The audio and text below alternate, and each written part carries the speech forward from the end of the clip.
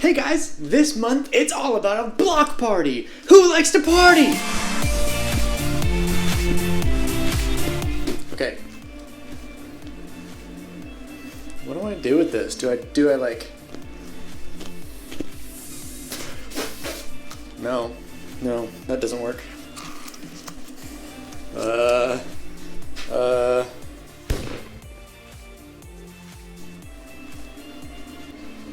Yeah. Aren't parties just the best?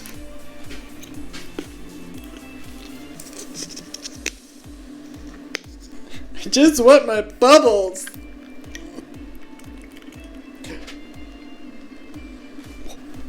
Happy birthday to me. Happy birthday to me.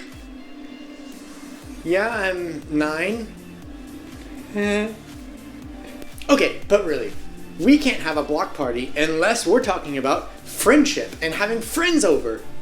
So we're defining friendship as using your words and actions to show others that you care. Do you guys want to see who my bestest friend in the whole wide world is?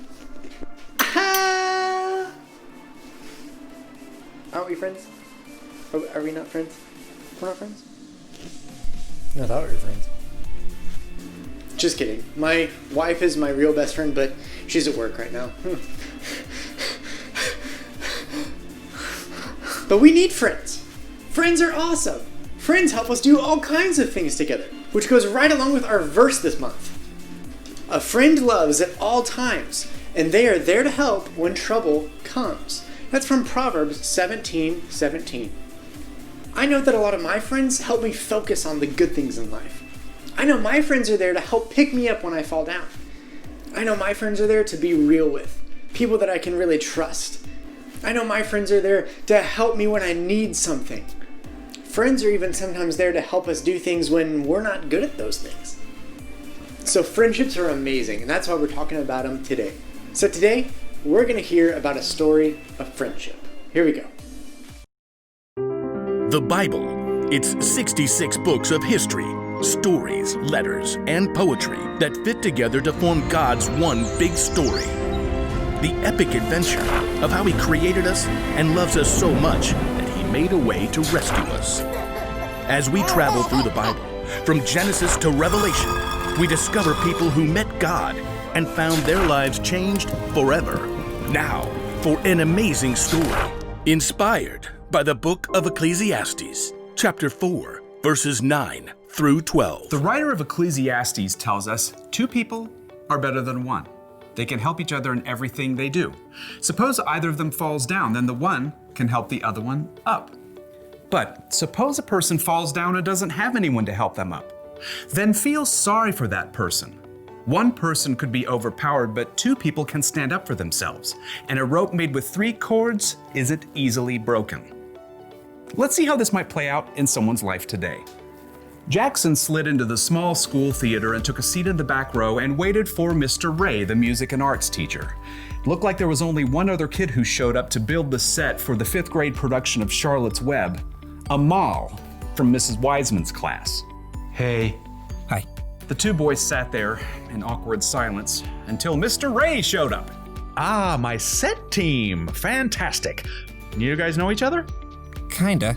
Different classes. Well, you're gonna get to spend a lot of time together in the next 2 weeks as we build this set and get it painted. You guys got any experience with power tools? Jackson could see Amal shift nervously in his seat. No, I don't want to go on stage. Miss Wiseman said I could do this instead.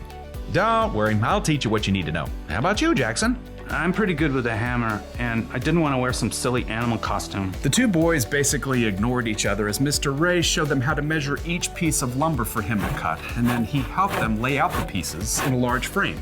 Now, this'll be one of the wall flats for the backdrop. We'll paint it as part of the barn.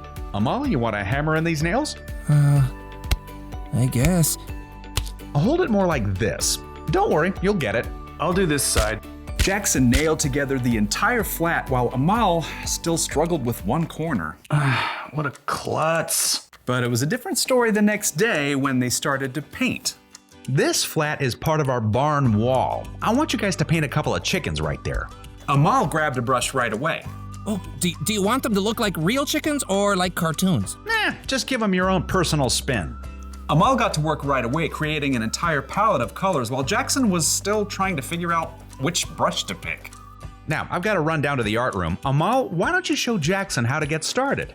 I don't really... Mr. Ray smiled at them both. He needs a hand. I think you guys will make a great team. Mr. Ray hurried out. Jackson and Amal avoided each other's eyes.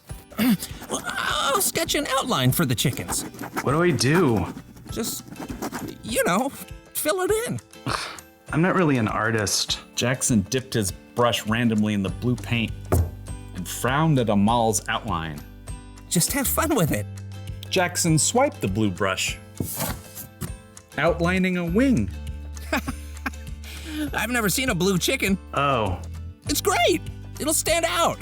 Oh.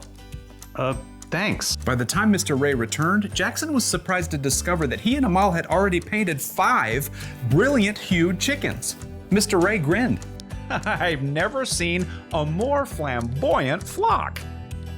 Jackson held out his fist to Amal, and Amal, surprised, gave him a fist bump. Yep, see you boys tomorrow. The next day, Amal showed up with a bruised finger on his left hand. I can still paint with my right. What happened? Mr. Kunkel keeps putting me in as goalie during PE, and then I mess it up, and everyone on the team gets mad at me. Do you stay on your toes? Keep your eye on the ball? No. I just panic when the ball comes at me. Look, I can show you some tips later in the parking lot, before my mom comes. Really?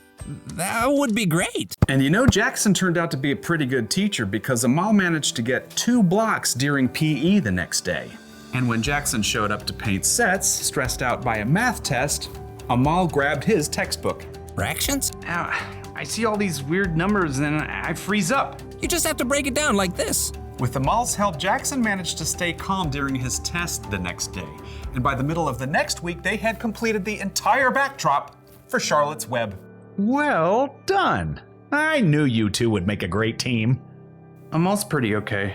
Jackson's not too terrible. Look, I know you guys are really different from each other, but it's boring if all your friends are just like you. Together, they started gathering wood scraps and wiping off brushes. Seriously, one of the wisest men to ever live pointed this out. Solomon. Solomon? Yep. He's this king in the Bible. He was a builder and an artist and super rich too. But for all the things he had, you know what he valued most? Friendship. He says it like this: 2 people are better than 1. They can help each other in everything they do. On point. Yeah. Amal held out his fist, and Jackson tapped it with his own. Maybe Solomon and Mr. Ray were onto something.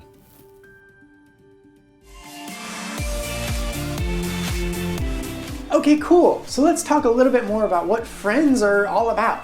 Now, I noticed that a lot of friends help you get a lot of stuff done when you need help. I know that friends also really just help each other in general, in everything that they do. Friends also stand up for each other. If someone's getting hurt or bullied, the friend is there to help and encourage. And lastly, but definitely not least, the friends are there to help talk about God and who God is and encourage each other in God. Now, you also kind of have to think about, are you a friend that does all of these things? Do you stand up for your friends? Do you help your friends? Do you help your friends get to know and trust God more? Those are things that we can be working on as we look at our friendships and say, you know what, I could be a better friend in that way. So our bottom line for today is choose your friends carefully. Now, why do we say choose your friends carefully? Isn't everyone kind of supposed to be our friend? Well, absolutely. We can be super nice to everyone, right? And show friendship to everyone even if we're not choosing to be their actual friend. We can still choose to love them and show the love that God has shown us. But when we're saying choose your friends carefully, we're talking about the people that you really spend time with, the people that you hang out with all the time. Are those people encouraging to you, that help you when you need help, that talk to you about God and show you God's love all the time? So today, we want you to think about your friends and how you're a friend to other people. Are you helpful to your friends? Are your friends helpful to you? Do you encourage your friends or pick them up when they're down or stand up for them when they need it? Do you also encourage them by showing them more about trust and faith in God? And then never forget about Jesus, who is our ultimate friend. He's the one that's always there when we need him. He's the one that's always there when we get knocked down and we need to be picked up and encouraged. Jesus is your best ultimate friend. So remember that this week as we journey on this friendship together. Well, thanks for joining us this week. We will see you guys soon. Bye.